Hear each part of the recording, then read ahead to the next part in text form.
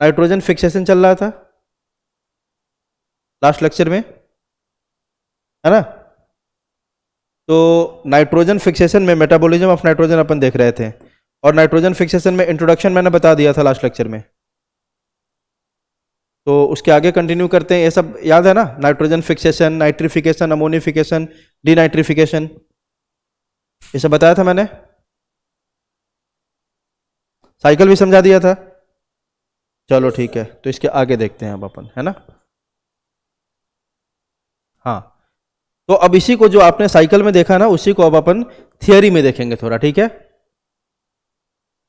Nitrogen fixation it is of two types. पहला कैसा आपका अबायोलॉजिकल, दूसरा कैसा आपका बायोलॉजिकल, ठीक है। अबायोलॉजिकल का मतलब क्या होता है कि जहां पे माइक्रो ऑर्गेनिज्म का यूज नहीं करेंगे अपन, उसमें नेचुरल मेथड भी हो सकता है या आपका इंडस्ट्री में भी अपन बना सकते हैं। वो दोनों आएगा किसके अंदर, अबायोलॉजिकल के अंदर। देखो अबायोलॉजिकल में कौन कौन आएगा। Abiological it is again of two types. पहला आपका नेचुरल, दूसरा कैसा आपका इंडस्ट्रियल और आर्टिफिशियल, ठीक है। नेचुरल या इसी को बोलेंगे इलेक्ट्रिकल, उसको इंडस्ट्रियल बोलेंगे या आर्टिफिशियल, बहुत आसान है। नेचर में भी क्या होता है ना, in nature lightning and ultraviolet radiations provide enough energy to convert nitrogen into nitrogen oxides, है ना। अब बोलते हो नाइट्रेट, नाइट्रेट क्या है, नाइट्रोजन ऑक्साइड ही है ना, जल्दी बताओ।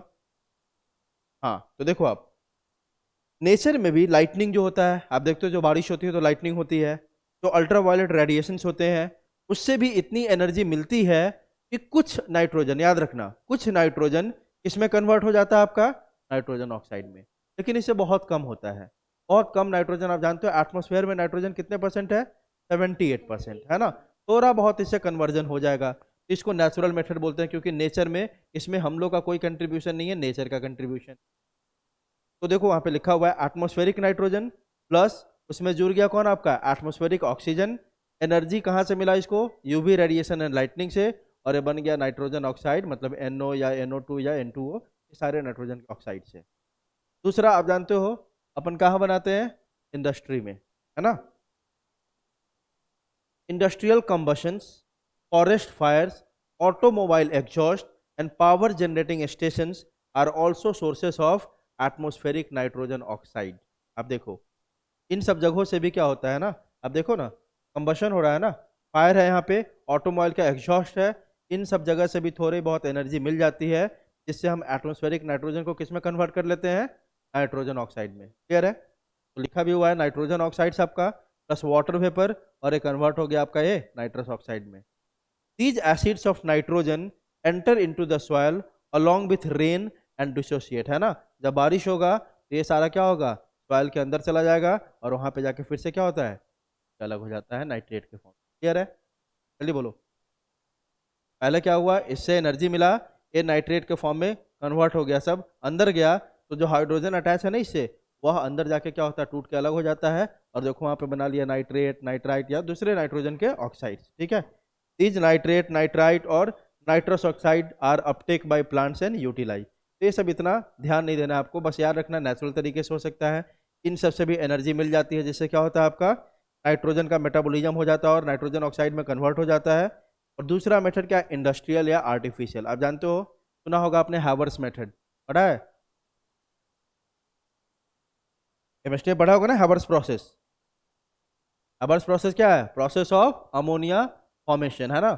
तो इसमें क्या है, N2 + 3H2 बन जाता है, दो molecules of NH3। This ammonia is further incorporated into urea, है ना। Urea used as a fertiliser by farmers, ठीक है। तो बस हमने यह सीखा कि जो नाइट्रोजन फिक्सेशन है ना, नेचुरल तरीके से भी होता है, आर्टिफिशियल तरीके से भी हो सकता है, जो हम इंडस्ट्री में बनाते हैं हैबर्स मेथड से अमोनिया, है ना। और तीसरा आपका जो हमें मेनली पढ़ना है वो कौन सा मेथड आपका, बायोलॉजिकल नाइट्रोजन फिक्सेशन, क्या इसको बोलते हैं, डायाजोट्रॉफिक। हमें मेनली यही पढ़ना है, ठीक है। तो अपन टॉपिक क्या देख रहे हैं भाई, बायोलॉजिकल नाइट्रोजन फिक्सेशन। हमने क्या देखा, तीन तरीके से हो सकता है, दो तरीका अबायोलॉजिकल है, एक बायोलॉजिकल है। अबायोलॉजिकल में नेचुरल मेथड हो सकता है, और दूसरा कौन सा मेथड हो सकता है आपका, इंडस्ट्रियल, ठीक है। तीसरा मेथड जो हमें स्टडी करना है वह कौन सा आपका, बायोलॉजिकल नाइट्रोजन फिक्सेशन या डायोजोट्रॉफी। अब देखो बायोलॉजिकल नाइट्रोजन फिक्सेशन मतलब क्या, यहाँ पे हम नाइट्रोजन फिक्स करने के लिए किसको यूज करेंगे, माइक्रो ऑर्गेनिज्म, ठीक है। Only certain prokaryotic species are capable of fixing nitrogen, है ना। अब देखो यहाँ पे जो नाइट्रोजन फिक्सेशन है वह कुछ प्रोकैरियोट ही कर सकता है, मतलब नाइट्रोजन फिक्सेशन यूकैरियोट नहीं कर सकता। कौन कर सकता है बस जल्दी बताओ? प्रोकैरियोट्स। दूसरी बात, प्रोकैरियोट्स में भी क्या सारे प्रोकैरियोट कर सकते हैं इसको? नहीं, है ना। वही प्रोकैरियोट कर सकते हैं जिनके अंदर एक स्पेशल एंजाइम होगा, और उस एंजाइम का नाम क्या है आपका? नाइट्रोजिनेज। क्या नाम है एंजाइम का जल्दी बताओ? नाइट्रोजिनेज, है ना। तो प्रोकैरियोट में भी सारे प्रोकैरियोट नहीं कर सकते हैं क्या आपका नाइट्रोजन फिक्सेशन, केवल वही प्रोकैरियोट कर सकते हैं जिसके अंदर कौन सा एंजाइम प्रेजेंट हो, जल्दी बताओ? नाइट्रोजिनेज। वही नाइट्रोजिनेज आपका रिडक्शन करवाता है N2 का, किसमें? NH3। क्लियर है? Reduction of nitrogen to ammonia by living organism is called biological nitrogen fixation. आपने पढ़ ही लिया था। N2 से NH3 को बनाना क्या बोलते हैं? नाइट्रोजन फिक्सेशन बोलते हैं कि नहीं, है ना। और जब हमने लिविंग ऑर्गेनिज्म का यूज कर लिया तो क्या बोल देंगे? Biological nitrogen fixation. क्लियर है? अब देखो, the enzyme nitrogenase which is capable of nitrogen reduction is present exclusively in prokaryotes. ये बस प्रोकैरियोट में ही मिलता है। Such microbes are called nitrogen fixers, या इसको बोलते हैं डायोजोट्रॉफ्स, है ना। पक्की बात है कि जो बैक्टीरिया नाइट्रोजन फिक्सेशन करेगा उसको क्या बोलेंगे? नाइट्रीफाइंग बैक्टीरिया बोल सकते हैं, या क्या बोल सकते हो उसको? Nitrogen fixers. ठीक है, तो क्या किया देखो, N2 को कन्वर्ट कर दिया नाइट्रोजनेज किस में? NH3 में। यहाँ पे क्या हो रहा है बताओ तो? रिडक्शन हो रहा है कि ऑक्सीडेशन हो रहा है? क्या हो रहा है ये? रिडक्शन। तो कोई पूछे कि नाइट्रोजिनेज N2 का रिडक्शन करवाता कि ऑक्सीडेशन करवाता, तो क्या बोलोगे? रिडक्शन। ठीक है,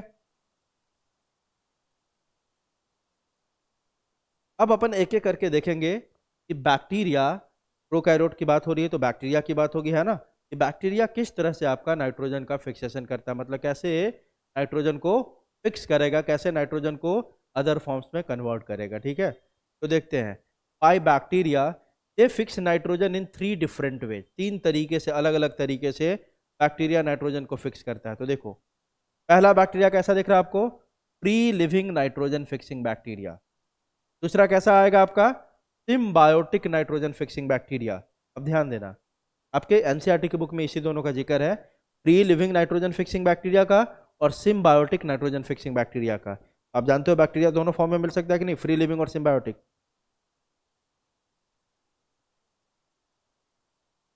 इस टॉपिक में आपको याद क्या रखना है? एग्जाम्पल्स याद रखने हैं कि कौन सा फ्री लिविंग है, कौन सा सिम्बायोटिक है।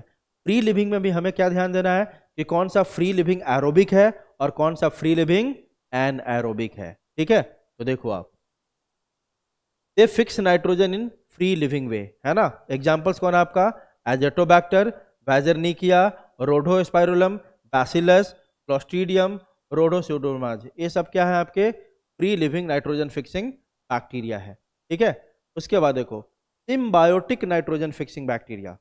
कौन सा आपका? सिम्बायोटिक। सिम्बायोटिक में देखो तो several types of symbiotic biological nitrogen fixing association are known. The most prominent among them is the legume bacteria relationship. जो लेग्यूम और बैक्टीरिया का रिलेशनशिप है उसको क्या बोलते हैं, जल्दी बताओ? लेग्यूम और बैक्टीरिया का रिलेशनशिप को क्या बोलते हैं? चलो देखते हैं। The most common association on root is as nodule. अब यहां से ध्यान रखना, सिम्बायोटिक एसोसिएशन में जो सबसे इंपॉर्टेंट स्ट्रक्चर का फॉर्मेशन होता है क्या है आपका, जल्दी बताओ? नोड्यूल्स। नोड्यूल क्या होता है? Small out growth on root. ये मान लो रूट है, ये रूट हेयर्स है, इसके ऊपर ऐसे ऐसे छोटा छोटा आउटग्रोथ जो निकल जाता है, इसी को क्या बोलते हैं अपन, जल्दी बताओ? क्या बोलते हैं? नोड्यूल। तो याद रखना, सिम्बायोटिक एसोसिएशन में जो नाइट्रोजन फिक्सेशन होता है, इसमें जो सबसे इंपॉर्टेंट स्ट्रक्चर का फॉर्मेशन होता है उसका नाम है क्या आपका? नोड्यूल। ठीक है, अब इसको यही समझना हमें, नोड्यूल क्या काम करता है, कैसे काम करता है। These nodules are a small outgrowth on root. कोई पूछे नोड्यूल क्या है? स्मॉल आउटग्रोथ ऑन, चलो आगे देखो, इसमें बैक्टीरिया दिखा रहा है और आपको टाइप ऑफ होस्ट दिखा रहा है, उसका मतलब सिम्बायोटिक का। Rhizobium, roots of several legumes such as अल्फा अल्फा, sweet clover, sweet pea, lentils, garden pea, broad bean, clover beans. इन सब के रूट में जाके बसा होता है कौन आपका, जल्दी बताओ? राइजोबियम। ठीक है, मतलब इन दोनों का सिम्बायोटिक रिलेशनशिप होता है, और राइजोबियम इन सारे प्लांट को नाइट्रोजन फिक्स करके देता है। क्लियर है? बोलो। दूसरा आपका फ्रैंकिया, ये किस पे रहता है? आप रूट्स ऑफ एल्नस, कैजुरिना, जिसको बोलते हैं नॉन लेग्यूम्स। तो देखो आप, ये सारे ऊपर जो आपने नाम देखा किसके थे? लेग्यूम्स, है ना? तो जो राइजोबियम है लेग्यूमिनस प्लांट के रूट में होता है, और जो फ्रैंकिया है किसके रूट में होता है? आपका नॉन लेग्यूम्स के। ठीक है, आगे देखो। Azorhizobium, stem nodules of Sesbania, ये स्टेम के नोड्यूल्स में, रूट में नहीं, स्टेम में जो आउटवर्ड होता है small outward, that is called stem nodules, वहां पे मिलता है सेस्बेनिया के। अगला आपका Bradyrhizobium and Sinorhizobium, यह रहता है रूट नोड्यूल सब किस में? ठीक है, यह बता रहा है इधर आपका बैक्टीरिया का नाम है, उधर उसको होस्ट का नाम है कि किसके साथ वो सिम्बायोटिक रिलेशनशिप में है। अब आगे देखो, important point, both rhizobium rod shape and frankia filamentous होता है, are heterotrophic free living forms in soil. आप ध्यान दो यहाँ पे क्या बोल रहा है। जो राइजोबियम है, जो फ्रैंकिया है, दोनों हेट्रोट्रॉफिक है, दोनों फ्री लिविंग है। तब कहाँ प्रेजेंट है? जल्दी बताओ, बोलो। सॉइल के अंदर। इस बात पे फोकस करना। अभी तक हम कुछ पढ़ ही नहीं रहे हैं, सारा याद करने वाला चीज़ है ना? कि हम पढ़ रहे हैं कि कैसे बैक्टीरिया, कौन कौन सा बैक्टीरिया है फ्री लिविंग फॉर्म में, और कौन से है सिम्बायोटिक फॉर्म में जो नाइट्रोजन फिक्सेशन करता है। उसके बाद हमने देखा सिम्बायोटिक बैक्टीरिया का नाम और उसके टाइप ऑफ होस्ट। फिर उसके बारे में कुछ हम फीचर देख रहे हैं राइजोबियम के बारे में और फ्रैंकिया के बारे में। जो राइजोबियम है और फ्रैंकिया है, दोनों फ्री लिविंग फॉर्म्स है। किसमें? देखो तो, कहाँ पे जब प्रेजेंट रहेगा? सॉइल के अंदर। But as symbionts can fix atmospheric nitrogen. ध्यान रखो, जो राइजोबियम है, फ्रैंकिया है, कहने का मतलब यह हो गया यह फ्री लिविंग फॉर्म में भी मिलता है, इस फॉर्म में, फ्री लिविंग फॉर्म में भी, और सिम्बायोटिक फॉर्म में भी मिलता है। तो देखो, फ्री लिविंग फॉर्म में कब मिलेगा? जब कहाँ प्रेजेंट होगा? सॉइल के अंदर। लेकिन यह दोनों में जब तक ये फ्री लिविंग फॉर्म में होगा ना, यह आपको क्या नहीं कर सकता है? नाइट्रोजन फिक्सेशन नहीं कर सकता है। इस दोनों को अगर नाइट्रोजन फिक्सेशन करना है तो किस फॉर्म में आना होगा? सिम्बायोटिक फॉर्म में आना ही होगा। मतलब ये दोनों फ्री लिविंग फॉर्म में नाइट्रोजन फिक्सेशन नहीं कर सकते हैं। किस फॉर्म में कर सकते हैं? सिम्बायोटिक फॉर्म में कर सकते हैं। और आपने देख ही लिया कि राइजोबियम लेग्यूमिनस प्लांट के रूट में सिम्बायोटिक रिलेशनशिप बनाता है, और फ्रैंकिया आपका एल्नस एंड कैजुरेना जो नॉन लेग्यूमिनस प्लांट है उसमें सिम्बायोटिक रिलेशनशिप बनाता है। क्लियर है? बोलो, आगे देखो।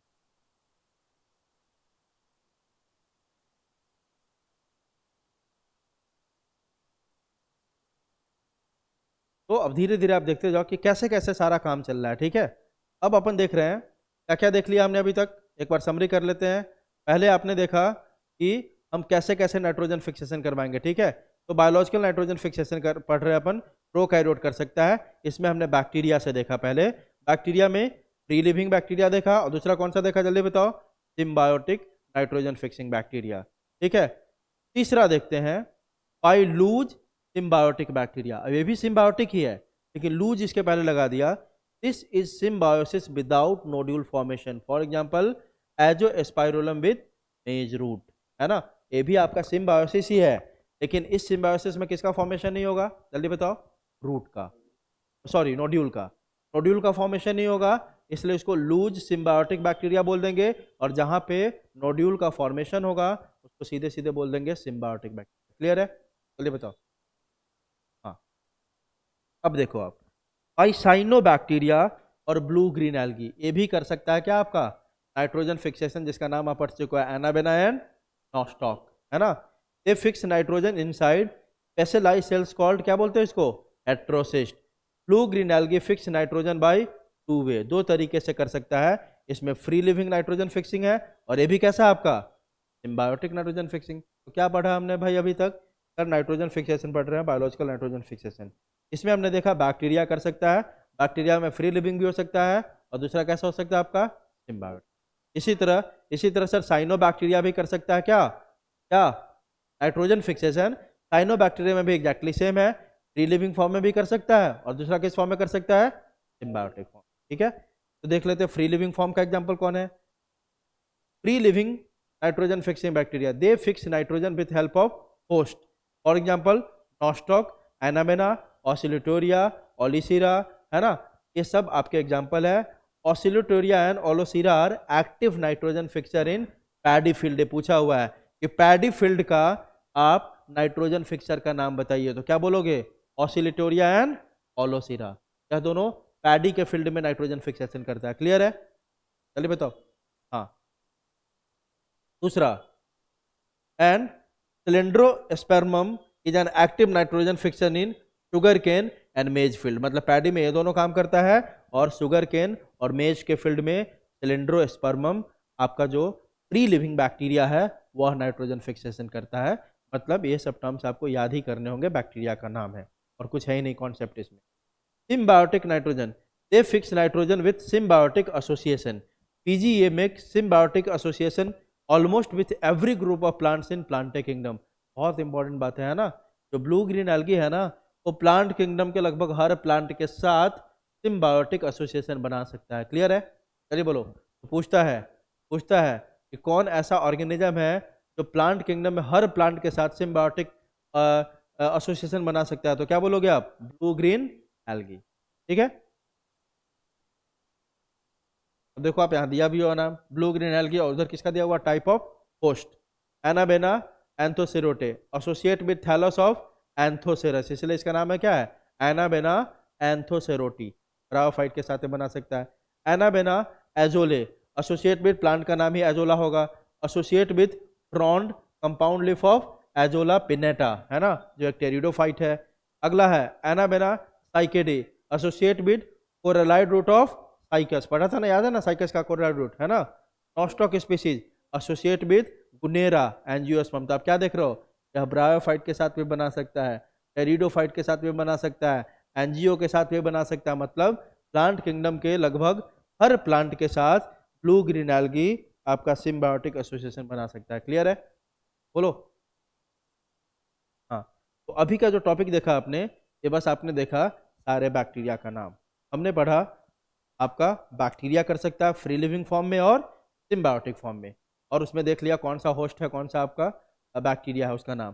फिर हमने देखा ब्लू ग्रीन एल्गी भी फ्री लिविंग फॉर्म में भी कर सकता है नाइट्रोजन फिक्सेशन, और सिम्बायोटिक फॉर्म में भी, और दोनों का नाम देख लिया आपने। ठीक है, अब अपन देखेंगे कि जो आपने पढ़ा था कि सिम्बायोटिक एसोसिएशन जो होता है बैक्टीरिया का, उसमें किसका फॉर्मेशन होता है भाई? नोड्यूल का होता है ना, भाई पढ़ा था ना हमने कि जब सिम्बायोटिक एसोसिएशन होगा बैक्टीरिया का तो क्या बनाएगा आपका? ये नोड्यूल्स। ठीक है, तो उसी नोड्यूल के ऊपर अब हम चर्चा करेंगे कि नोड्यूल होता कैसे है और इसका फॉर्मेशन होता कैसे है। ठीक है, तो देखो अब आ गया बायोलॉजिकल नाइट्रोजन फिक्सेशन में, जो सिम्बायोटिक फॉर्म में अगर होगा बैक्टीरिया तो हमेशा नोड्यूल बनाता है, और मोस्ट कॉमन तरीका यही है नाइट्रोजन फिक्सेशन का, नोड्यूल फॉर्मेशन होगा और फिर नाइट्रोजन फिक्स होता है। क्लियर है?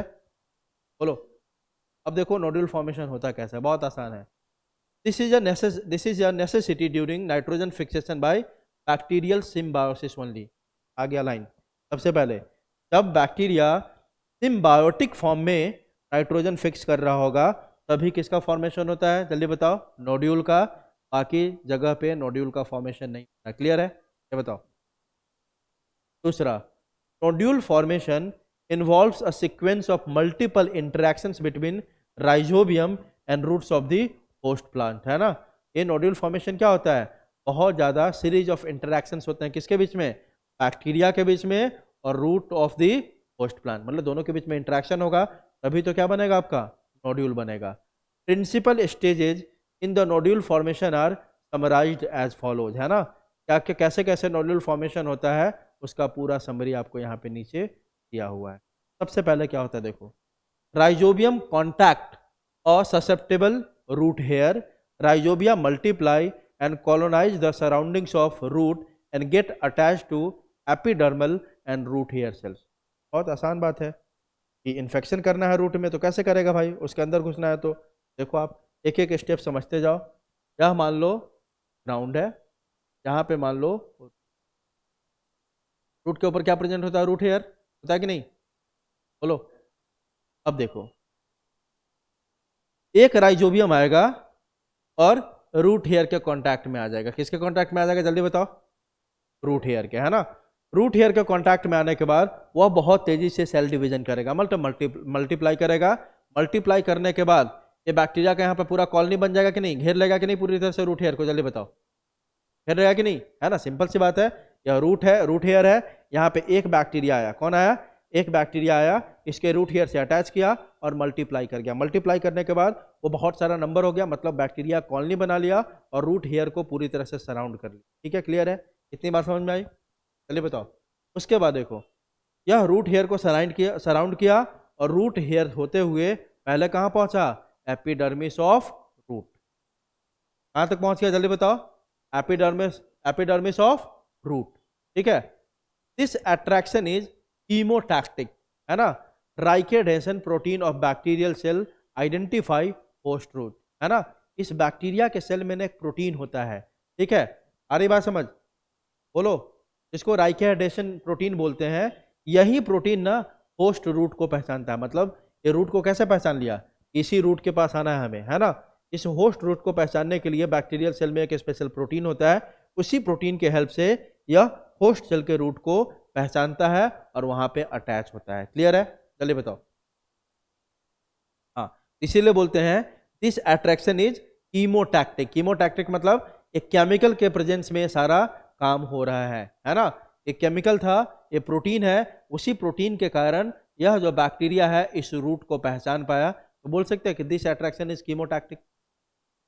बोलो, chemotactic means attachment due to a chemical compound. Clear है, ठीक है।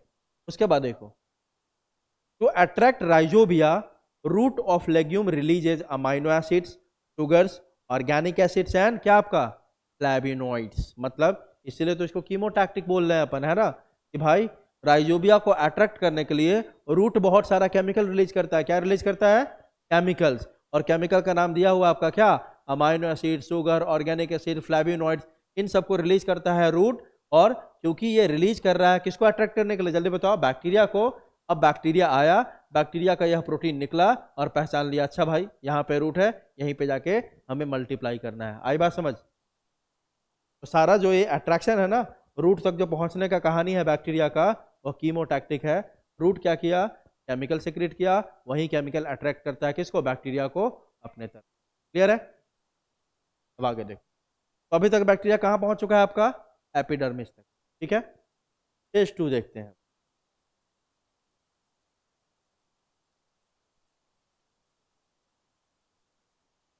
Bacteria invade the root hair. Successful infection of root hair causes it to curl.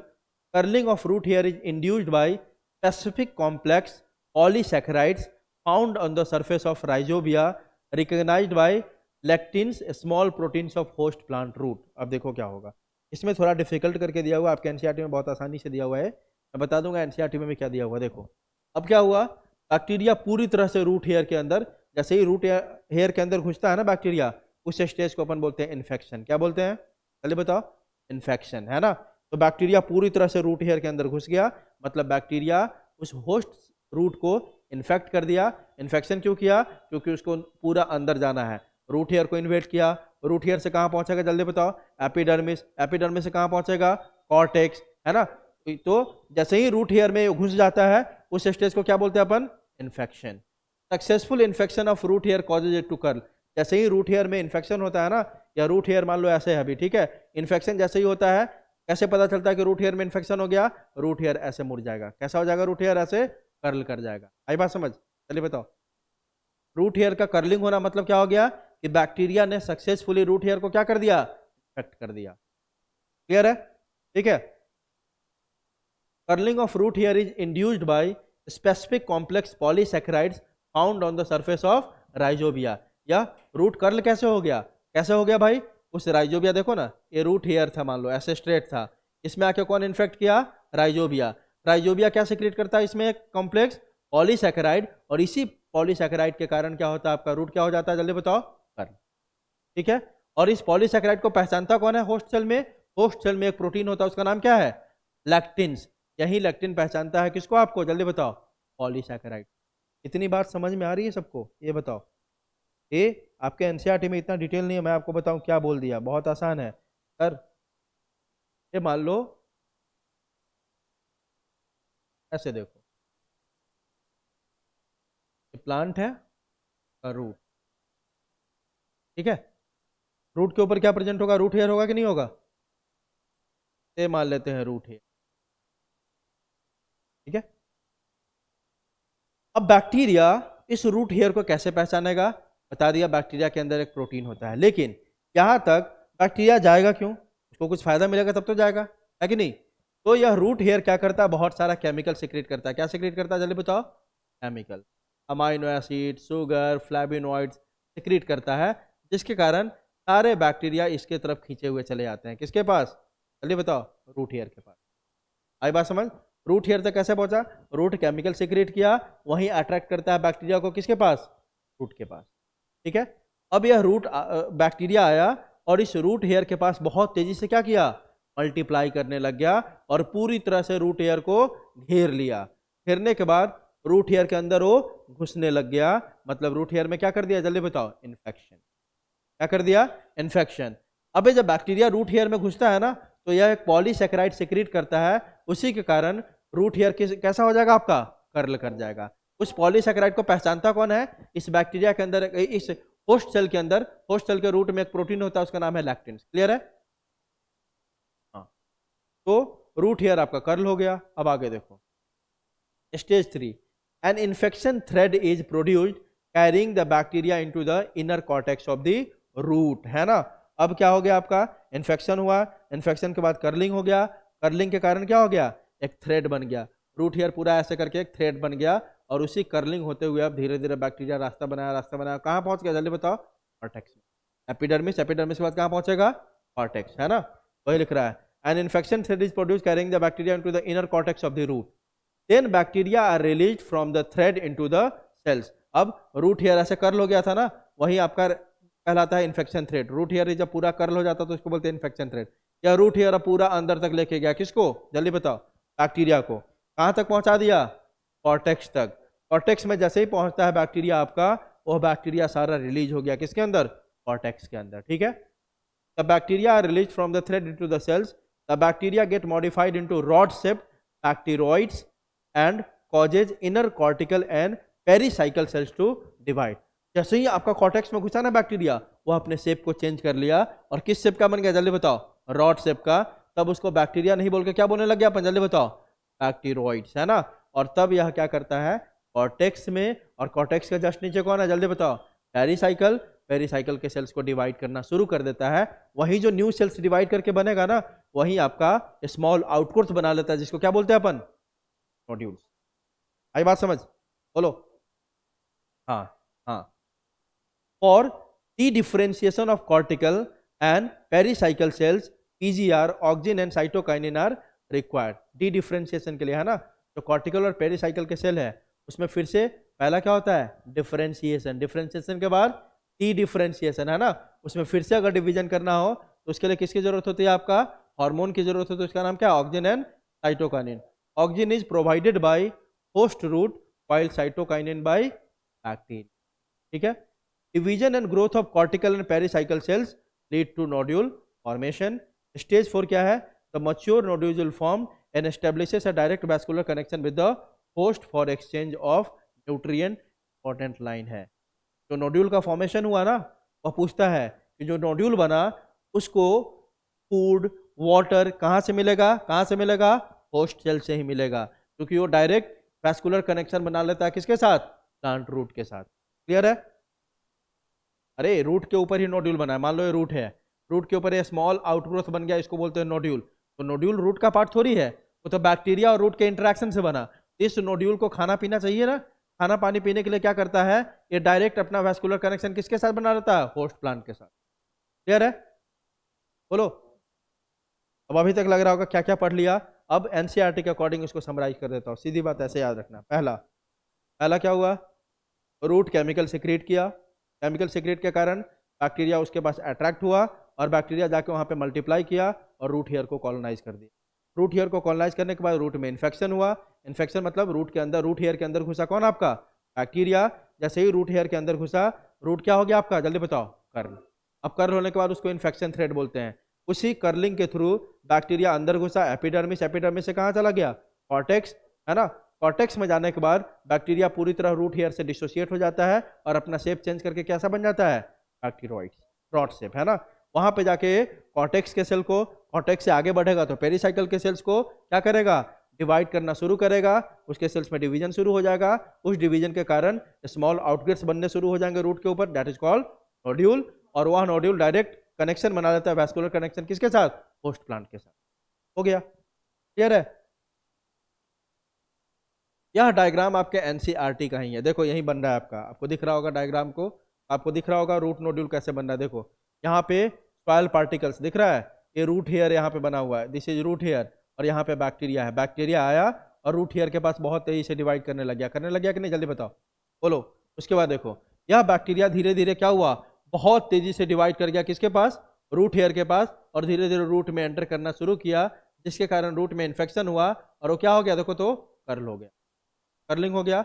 अब ये कर्लिंग के कारण क्या हो गया, अब इसको जगह मिल गया अंदर घुसने का, या धीरे धीरे अंदर घुस के कहां पहुंचना शुरू हो गया, देखो तो पहले एपिडर्मिस, एपिडर्मिस से कहां गया, कॉर्टेक्स, है ना, इनर कॉर्टेक्स, और फिर फाइनली कहां पहुंच गया, पेरिसाइकिल में, कहां पहुंच गया, पेरिसाइकिल तक।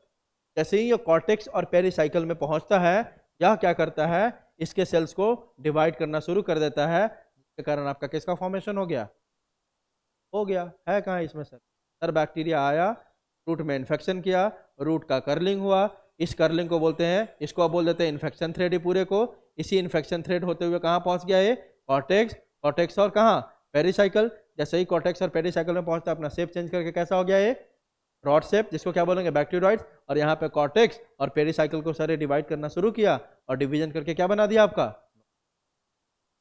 क्लियर है।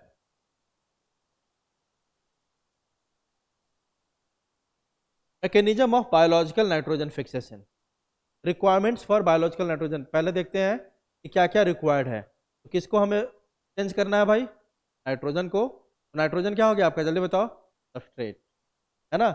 एंजाइम पूरे प्रोसेस में कौन सा यूज होगा, जल्दी बताओ, नाइट्रोजिनेज, है ना, नाइट्रोजिनेज, ठीक है। उसके बाद एंजाइम नाइट्रोजिनेज इज एनसीईआरटी का लाइन है, molybdenum iron protein and catalyses the conversion of atmospheric nitrogen to ammonia. जो एंजाइम है ना आपका नाइट्रोजिनेज, ये क्या है आपका, मॉलिब्डेनम आयरन प्रोटीन है, मतलब इसके अंदर इसका कॉन्स्टिट्यूएंट क्या है, किससे बना हुआ है, मॉलिब्डेनम एंड आयरन से, और ये क्या करता है, एटमॉस्फेरिक नाइट्रोजन को अमोनिया में कन्वर्ट करता है। This enzyme is activated by both molybdenum and iron, mainly by molybdenum. अगर आयरन और मॉलिब्डेनम ना हो तो नाइट्रोजिनेज एक्टिवेट नहीं हो सकता है, ठीक है। मेनली कौन इसको एक्टिवेट करता है, मॉलिब्डेनम। तीसरा क्या चाहिए आपको नाइट्रोजन को कन्वर्ट करने के लिए, source of energy, that is ATP energy. आपको बॉन्ड को तोड़ना है, N से N2 से NH3 बनाना है या दूसरे नाइट्रोजन ऑक्साइड बनाने हैं, तो एनर्जी भी चाहिए। अब एनर्जी कहाँ से आता है, ये बहुत इंपॉर्टेंट लाइन है, ठीक है, ये पूरा पैराग्राफ बहुत इंपॉर्टेंट है। During free living nitrogen fixation, prokaryote itself is the source of ATP. ध्यान रखो, जब फ्री लिविंग फॉर्म में होता है ना नाइट्रोजन फिक्सेशन, तो यह एटीपी कौन प्रोवाइड करता है, खुद बैक्टीरिया प्रोड्यूस करता है। कौन करता है, जल्दी बताओ, खुद वो बैक्टीरिया। लेकिन जब सिम्बायोसिस होता है, ATP is obtain from the respiration of the, देखो तो, होस्ट सेल। ये आपके एनसीईआरटी में यही लाइन लिखा हुआ, बहुत बहुत इंपॉर्टेंट है। देखो, जब फ्री लिविंग नाइट्रोजन फिक्सेशन होगा तो प्रोकैरियोट खुद एटीपी प्रोड्यूस करेगा इस प्रोसेस को कैरी करने के लिए, लेकिन जब सिम्बायोसिस होगा एटीपी किससे लेगा, देखो तो, respiration of the host cell. किससे लेगा, होस्ट सेल ही रेस्पायर करेगा, और तब जो एटीपी निकलेगा इसी को यूज करेगा नाइट्रोजन फिक्सेशन। क्लियर है, चलिए बताओ अगला क्या चाहिए भाई, रिडक्शन हो रहा है ना, रिडक्शन करवाने के लिए हमें रिड्यूसिंग एजेंट चाहिए। वह रिड्यूसिंग एजेंट कौन है आपका, NADH। कौन है आपका, NADH, source of reduction power, NADH। During free living nitrogen fixation, prokaryote itself is the source of NADH। During symbiosis, NADH provided by the respiration of कौन, host cell. Exactly ये सब चाहिए होगा, एटीपी चाहिए होगा आपको, NADH चाहिए होगा। NADH क्या आपका रिड्यूसिंग एजेंट है जो रिडक्शन करवाएगा, ठीक है। तो तब फ्री लिविंग होगा तो इस NADH को कौन देगा आपको, प्रोकैरियोट खुद निकालेगा। लेकिन फिर से वही बात, सिम्बायोसिस होगा तो कहाँ से निकलेगा, रेस्पिरेशन ऑफ होस्ट सेल। और अगला क्या चाहिए इसमें रिक्वायरमेंट, ऑक्सीजन फ्री इन्वायरमेंट, क्योंकि ये नाइट्रोजिनेज एंजाइम जो है ना, वो ऑक्सीजन के लिए हाईली रिएक्टिव है। इसके लिए जल्दी बताओ, ऑक्सीजन के लिए, तो उसको ऑक्सीजन से बचा के रखना होगा। इसीलिए नाइट्रोजन फिक्सेशन अगर करना है तो नाइट्रोजिनेज की जरूरत है, और नाइट्रोजिनस को अगर काम करवाना है तो माहौल कैसा बना के रखना होगा, ऑक्सीजन फ्री। आई बात समझ, जल्दी बोलो। तो क्या लिखा हुआ, ऑक्सीजन फ्री एनवायरमेंट चाहिए, है ना। The enzyme nitrogenase is highly sensitive to the molecular oxygen. Molecular oxygen मतलब O2। हाँ, the enzyme nitrogenase is highly sensitive to the molecular oxygen, thus its operation और activation requires anaerobic condition. मतलब यह किस condition में काम कर सकता है, एन एरोबिक कंडीशन में। टू प्रोटेक्ट दिस एंजाइम, तो nodule contains an oxygen scavenger called leghaemoglobin. और इसी ऑक्सीजन नाइट्रोजिनस को बचाने के लिए जो नोड्यूल है ना, उसके अंदर एक ऑक्सीजन एस्केवेंजर होता है। एस्केवेंजर किसको बोलते हैं, जो किसी चीज को बचाता है। यह ऑक्सीजन एस्केवेंजर का नाम क्या है, देखो तो लैग हीमोग्लोबिन। मतलब ये हुआ, यह मान लो नाइट्रोजन ये नोड्यूल है आपका, इसमें नाइट्रोजिनेज एंजाइम है। इस नाइट्रोजिनेज एंजाइम को पूरी तरह से कवर करके रखता है कौन, आपका एक ऑक्सीजन एस्केवेंजर, उसका नाम क्या है, लैग हीमोग्लोबिन, ताकि इसको ऑक्सीजन से बचा सके। आई बात समझ।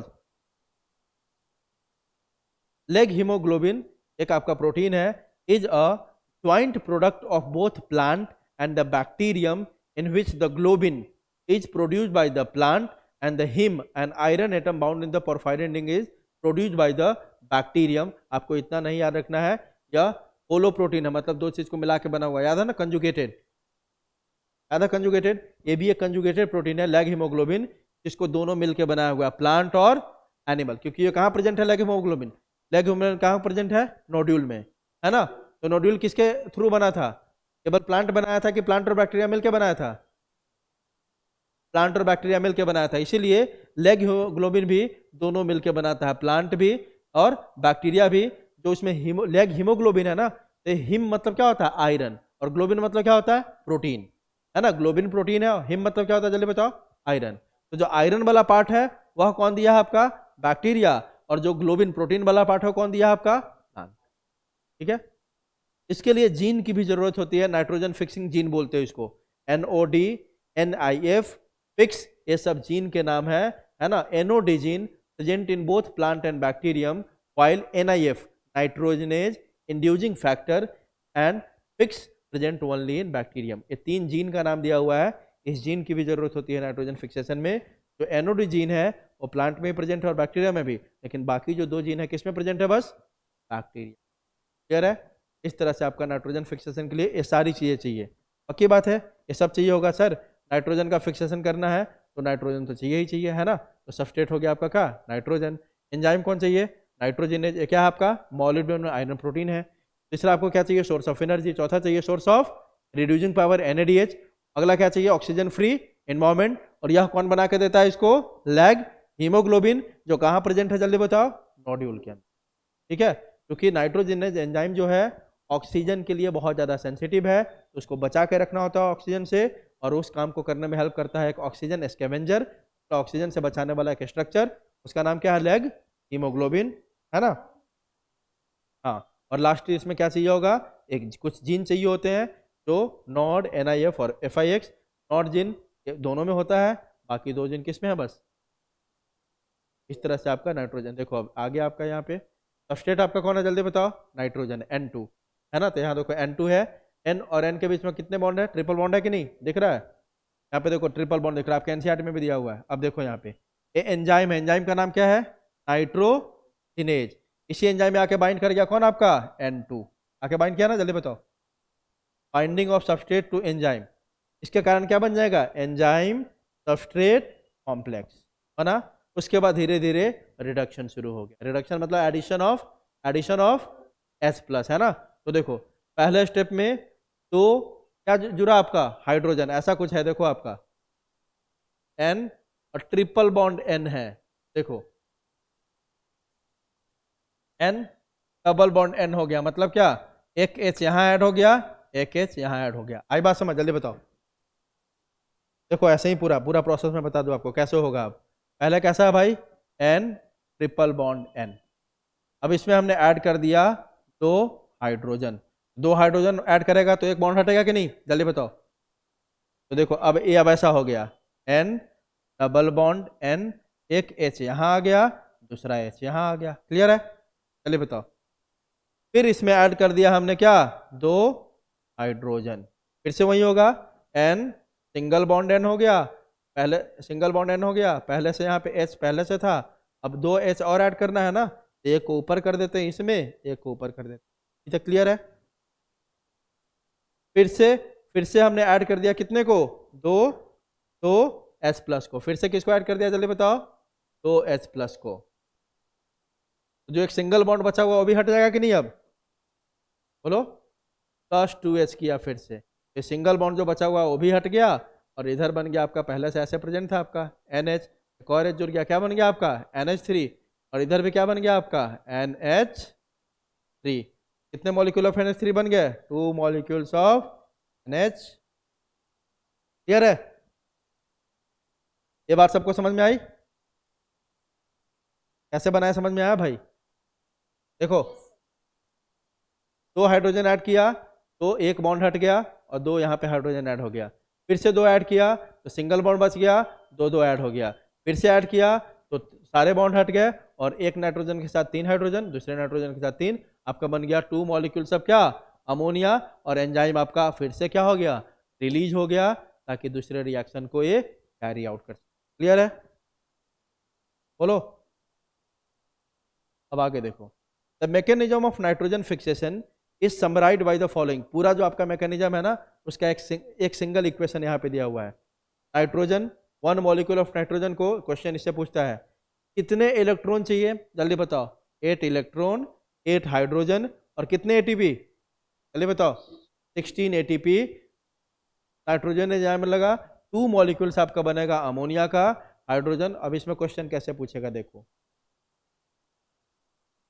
How many ATP is required to produce 1 molecule of ammonia in nitrogen metabolism reaction, तो क्या बोलोगे,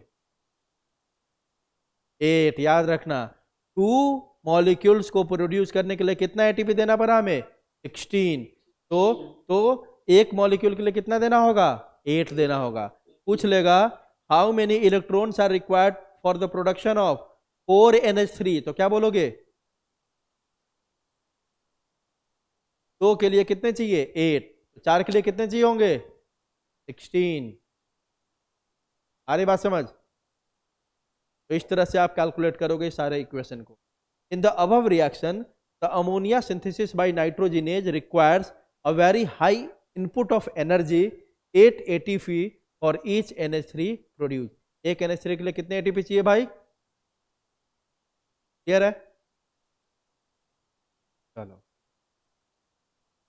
अब आगे आपका फेट ऑफ अमोनिया, तो अमोनिया आपने बना लिया अभी, अब उसका भाग्य क्या है, वो आगे क्या करेगा, अब यह अमोनिया अलग अलग चीज में कन्वर्ट हो जाएगा, देखो at physiological pH the ammonia is protonated to form ammonium ion, physiological pH पे क्या करते हैं, अमोनिया को अपन प्रोटोनेटेड मतलब उसमें किसको ऐड कर देते हैं, प्रोटोन को, प्रोटोन किसको बोलते हैं भाई, NH प्लस को, सॉरी H प्लस को, है ना, तो देखो ना NH3 पहले से था, इसमें हमने एक H प्लस ऐड कर दिया, तो क्या बना लिया NH4 प्लस, जिसको क्या बोलते हैं अमोनियम आयन, है ना, तो अपन अब क्या पढ़ रहे, टॉपिक है हमारा फेट ऑफ अमोनिया, मतलब अमोनिया को अब हम क्या करेंगे आगे, तो इसको अलग अलग फॉर्म में हम कन्वर्ट कर देंगे, तो पहला क्या कन्वर्ट कर दिया हमने, अमोनिया को प्रोटोनेटेड कर दिया, मतलब अमोनिया में किसको ऐड कर दिया H प्लस को, और इसको कन्वर्ट कर दिया किस में जल्दी बताओ, अमोनियम आयन में, ठीक है, while most of the plants can assimilate nitrate as well as ammonium ion, तो प्लांट है ना नाइट्रेट को भी अपने अंदर जमा कर सकता है, और अमोनियम आयन को भी कर सकता है, हमने अमोनिया बना लिया, अमोनिया से उसको कन्वर्ट कर दिया किस में, अमोनियम आयन में, प्लांट दोनों को अपने अंदर जमा करके रह सकता है, अमोनिया को भी, अमोनियम आयन को भी और नाइट्रेट को भी, लेकिन अमोनियम आयन बहुत ज़्यादा टॉक्सिक होता है, क्या होता है जल्दी बताओ, टॉक्सिक, तो उसको बहुत देर तक प्लांट अपने अंदर जमा करके नहीं रख सकता, यूटिलाइज करना तो कर लेगा, लेकिन एसिमिलेट मतलब जमा करना वो नहीं कर पाएगा, इसीलिए अमोनियम आयन को हमें कन्वर्ट करना होगा, ammonium ion is quite toxic, तो प्लांट के लिए कौन रखना ज़्यादा आसान है, नाइट्रेट की अमोनियम आयन, नाइट्रेट, हाँ वही आगे लिखा हुआ है, ammonium ions are quite toxic to plants and hence can not accumulate in them, let us now see how ammonium ion is used to synthesise amino acids in plant, इसीलिए plant क्या करता है, अमोनिया बनाया, ammonia से क्या बना लिया देखो, तो अमोनियम आयन। अब इस अमोनियम आयन को जमा कर नहीं सकता अपने अंदर, इसलिए वो क्या करता है, अमोनियम आयन को किस में कन्वर्ट कर लेता है, अमाइनो एसिड्स में। किसमें कन्वर्ट कर लेता है जल्दी बताओ, अमाइनो एसिड्स में। ठीक है, तो देखो there are two main ways in which this can take place, मतलब अमोनियम आयन को हमें किस में कन्वर्ट करना है जल्दी बताओ, अमाइनो एसिड्स में। तो पहला तरीका क्या है इसका, रिडक्टिव अमाइनेशन, और दूसरा तरीका है ट्रांस अमाइनेशन। पहला तरीका कौन सा जल्दी बताओ, रिडक्टिव अमाइनेशन। दूसरा तरीका कौन सा आपका, ट्रांस अमाइनेशन। नाम ही से पता चला, reductive amination. In this process ammonium ion react with alpha keto glutaric acid and forms glutamic acid. Simple सा इक्वेशन है, एक एसिड हमने ले लिया, उसका नाम क्या है जल्दी बताओ, अल्फा कीटो ग्लूटारिक एसिड। उसके साथ रिएक्ट कर गया कौन आपका जल्दी बताओ, NH4+, उसका रिडक्शन हुआ, इसीलिए इसका नाम क्या है, रिडक्टिव अमाइनेशन। देखो ना NADPH जहां लग गया, यह रिड्यूसिंग एजेंट है, मतलब ये क्या करवाएगा जल्दी बताओ, रिडक्शन। और एंजाइम कौन यहाँ पे काम किया, ग्लूटामेट डीहाइड्रोजनेज, नाम से बता रहा है प्रोडक्ट क्या बनेगा, ग्लूटामेट या ग्लूटामिक एसिड प्लस H2O+। तो क्या किया हमने, अल्फा क्यूटा ग्लूटारिक एसिड को कन्वर्ट कर दिया किसमें, देखो तो ग्लूटामेट में। ग्लूटामेट क्या है, ग्लूटामिक एसिड, एक अमाइनो एसिड। क्लियर है, तो पहला ये हो गया। दूसरा हो गया आपका ट्रांस अमाइनेशन, नाम से पता चल रहा है अमाइनो ग्रुप को हम ट्रांस अदला बदली कर देंगे, हेर फेर करके एक दूसरा अमाइनो एसिड बना लेंगे। तो देखो it involves the transfer of amino group from one amino acid to the keto group of a keto acid. हमने एक अमाइनो एसिड से अमाइनो ग्रुप को उठाया और दूसरे अमाइनो एसिड के कीटो ग्रुप में जाके ऐड कर दी। आगे बात समझ, कीटो ग्रुप मतलब क्या, वो ऐसा अमाइनो एसिड जिसका फंक्शनल ग्रुप क्या है आपका, बताओ, कीटोन। हाँ ठीक है, तो देखो इसमें कौन आपका, it involve the transfer of amino group from one amino acid, एक अमाइनो एसिड को उठाएंगे, उसका अमाइनो ग्रुप, एक अमाइनो एसिड को निकालेंगे, उसके अमाइनो ग्रुप को हटाएंगे और उसको किस में भेज देंगे, keto group of a keto acid में। Glutamic acid is the main amino acid from which the transfer of NH2 takes place. दो अमाइनो एसिड हमें सेलेक्ट करना है ना भाई, इसमें एक अमाइनो एसिड हमें चुनना है जिसका हम क्या निकाल लेंगे बाहर, जल्दी बताओ, NH2। तो चाहिए, एक डोनर चाहिए, तभी तो बोल रहा है it involves the transfer of amino group from one amino acid. तो जो अमाइनो एसिड अपने NH2 को डोनेट करता है उसका नाम क्या है, कौन है, मोस्ट कॉमन कौन है आपका, glutamic acid is the main amino acid from which the transfer of NH2 takes place and other amino acids are formed through transamination. The enzyme transaminase catalyses all such reaction. देखो कितना आसान है, यह amino donor है, amino donor कौन है मिल लिया आपका, जल्दी बताओ, ग्लूटामिक एसिड। ठीक है, इधर अमाइनो एक्सेप्टर है, मतलब इसमें कौन सा आपका, देखो तो कीटोन दिख रहा है क्या, जल्दी बताओ, है ना, इसीलिए इसको कीटो एसिड बोल रहे हैं। ऐसा दूसरा अमाइनो एसिड ऐसा होगा जिसमें कौन सा फंक्शन ग्रुप होगा, जल्दी बताओ, कीटोन। ठीक है, अब देखो क्या किया हमने, बस कुछ नहीं किया, यह R1 है, ये R2 है, कुछ नहीं करना है आपको, पोजीशन चेंज कर देना है, इसको R1 कर दो इधर और इसको R2 कर दो। देखो तो सेम है क्या, देखो तो बोलो,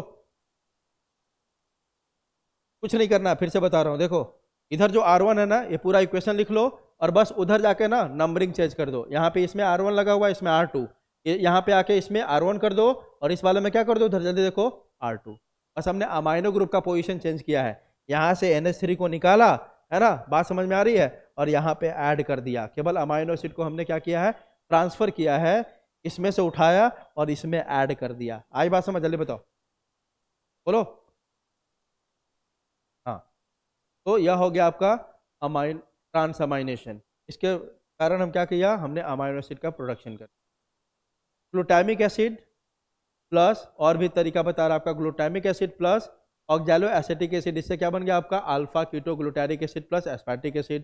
glutamic acid plus pyruvic acid, alpha keto glutaric alanine, मतलब बता रहा है कैसे आप ट्रांस अमाइनेशन से अलग अलग आप बना सकते हो क्या, अमाइनो एसिड। लास्ट आपका है अमाइड्स, अमोनिफिकेशन तो बता ही दिया है मैंने, ठीक है, डीनाइट्रिफिकेशन भी आप जानते ही हो। चलो ठीक है, हल्का सा बचा आपका, ठीक है, क्या बचा आपका इसमें, अमोनिफिकेशन तो आपको पता है पहले से, अमाइड्स कल मैं बता दूंगा। थोड़ा सा एक काम करना, इस टॉपिक को रिवाइज करके आना थोड़ा, ठीक है। आपको लग रहा है कि क्या क्या हो गया, कुछ नहीं हुआ। इसमें आप देखोगे बाद में, तो हमने पढ़ा कि कैसे कैसे नाइट्रोजन फिक्सेशन हो सकता है। बैक्टीरिया कर सकता है फ्री लिविंग फॉर्म में, दूसरा किस फॉर्म में कर सकता है, सिम्बायोटिक फॉर्म में। आइनोबैक्टीरिया भी कर सकता है किस फॉर्म में, फ्री लिविंग फॉर्म में और सिम्बायोटिक फॉर्म में। जब सिम्बायोटिक फॉर्म में बैक्टीरिया करता है तो इसमें एक स्पेशल स्ट्रक्चर का फॉर्मेशन होता है, उसका नाम क्या है, नोड्यूल। ठीक है, नोड्यूल के अंदर ही आपका ऑक्सीजन स्कैवेंजर होता है, उसका नाम क्या है, लैग हीमोग्लोबिन, जो नाइट्रोजिनेज एंजाइम को किससे बचाता है, ऑक्सीजन से। ठीक है, उसके बाद हमने देखा कि क्या क्या चीज़ की रिक्वायरमेंट होगी पूरे नाइट्रोजन फिक्सेशन को कैरी करने के लिए। तो खुद नाइट्रोजन चाहिए, वो सबस्ट्रेट हो गया। एंजाइम कौन चाहिए आपको, नाइट्रोजिनेज। एटीपी चाहिए उसमें, अगर फ्री लिविंग फॉर्म में हो रहा है तो एटीपी कौन देगा, बैक्टीरिया। अगर सिम्बायोसिस फॉर्म में हो रहा है तो एटीपी कौन देगा, होस्ट सेल, है ना। उसके बाद रिड्यूसिंग पावर चाहिए हमें, एनएडीएच। अगर फ्री लिविंग फॉर्म में हो रहा है तो कौन देगा, बैक्टीरिया। और अगर सिम्बायोसिस फॉर्म में हो रहा है तो कौन दे रहा, होस्ट सेल। ठीक है, उसके बाद आपको क्या चाहिए भाई, कुछ नाइट्रोजन फिक्सिंग जीन चाहिए। एनओडी जीन इसमें होता है आपका, बैक्टीरिया और प्लांट दोनों में होता है। और फिक्स और एनआईएफ जीन बस किस में होता है, आपके बैक्टीरिया। ठीक है, ये सब रिक्वायरमेंट हो गई। उसके बाद हमने देखा नोड्यूल फॉर्मेशन कैसे होता है। सर गया बैक्टीरिया इन्फेक्शन किया रूट हेयर में, रूट का कर्लिंग हुआ, इन्फेक्शन थ्रेड बना। उस इन्फेक्शन थ्रेड होते बैक्टीरिया कहाँ चला गया, एपिडर्मिस, एपिडर्मिस से कॉर्टेक्स, कॉर्टेक्स से पेरिसाइकल। सर जैसे ही कॉर्टेक्स और पेरिसाइकल में एंटर करता है वो अपना शेप चेंज करके कैसा हो लेता है, रॉड शेप। उसको क्या बोल लेते हैं, बैक्टीरियोइड्स। और वहां पे जाके वो पेरिसाइकल और कॉर्टेक्स के सेल को डिवाइड करना शुरू कर देता है, जिसके कारण स्मॉल आउटवर्ड बनता है। उस स्मॉल आउटवर्ड का नाम क्या है, nodule. Sir direct vascular connection बना लेता है किसके साथ, होस्ट सेल के साथ, ताकि उसको न्यूट्रिशन मिलता रहे। ठीक है, नोड्यूल का फॉर्मेशन हो गया। उसके बाद हमने देखा कि कैसे कैसे आपका नाइट्रोजन का फिक्सेशन हुआ। बस 2H ऐड करते जाओ, तीनों बॉन्ड टूटा और फाइनली हमें क्या मिल गया, 2 मॉलिक्यूल्स ऑफ अमोनिया, है ना। 2 मॉलिक्यूल को बनाने के लिए 16 एटीपी चाहिए, तो एक मॉलिक्यूल के लिए कितने एटीपी चाहिए होंगे, 8। उसके बाद हमने देखा कि सर अमोनिया तो बना लिया हमने, अब अमोनिया को तुरंत हम प्रोटोनेटेड करते, एक H+ जोड़ते हैं और किस में ऐड कर देते हैं उसको, अमोनियम आयन। अब अमोनियम आयन क्योंकि क्वाइट टॉक्सिक है, प्लांट उसको अपने अंदर एसिमिलेट कर नहीं सकता है, इसीलिए उस अमोनियम आयन को हमें कन्वर्ट करना पड़ता है किसमें, अमाइनो एसिड में। अमाइनो एसिड में कन्वर्ट करने का 2 तरीका हमारे पास। पहला कौन सा था आपका, ट्रांसअमाइनेशन, है ना, जल्दी बताओ। और दूसरा था आपका रिडक्टिव अमाइनेशन। एक में हमने रिडक्शन कर दिया अल्फा कीटोग्लूटारिक एसिड के साथ, और एक में हमने बस ट्रांसफर कर दिया एक डोनर से दूसरे एक्सेप्टर में, नहीं किया ना। ठीक है, इतना ही तो पढ़ा, देखो समरी करोगे तो इस चैप्टर में कुछ नहीं है, लॉजिक है, बस जो एग्जाम्पल है वह आप याद कर लेना। ठीक है, सबको समझ में आया, ये बताओ। हाँ, नोट्स मैं जैसे ही सेंड करूँ, नोट्स आपके नोटबुक में सबके नोट होने चाहिए। नोट्स मेरे को चाहिए, मैं फोटोसिंथेसिस का नोट्स आज शाम तक भेज दूंगा। आप जब क्लास में आओगे मंडे को तो पक्की बात है फोटोसिंथेसिस कल से ही शुरू हो जाएगा ना, है ना, कल से शुरू हो जाएगा। तो इसका मतलब फोटोसिंथेसिस के कम से कम शुरुआत के 2-3 पेज आपको लिख लेना चाहिए। ठीक है, क्लियर है। मुझे उससे मतलब नहीं है तुम कब लिखोगे, मुझे बस ये मतलब है कि मंडे को फोटोसिंथेसिस का नोट्स लिख के लाना। ठीक है, सब लोग ऐसे करना, मतलब आराम से लिखना, ऐसा कोई ये नहीं है, क्योंकि एग्जाम की तैयारी भी करनी है आपको। कौन सा, मॉर्फोलॉजी ऑफ फ्लावरिंग प्लांट्स। बस मंडे को इतना टारगेट रहेगा कि जितना मैंने पढ़ा दूंगा फोटोसिंथेसिस में उतना कम से कम आपके पास होना चाहिए। ठीक है, चलो ठीक है, हाँ हाँ कर दूंगा, कर दूंगा। सुनो, आज मैं रिकॉर्डिंग आपको सेंड कर दूंगा, ठीक है।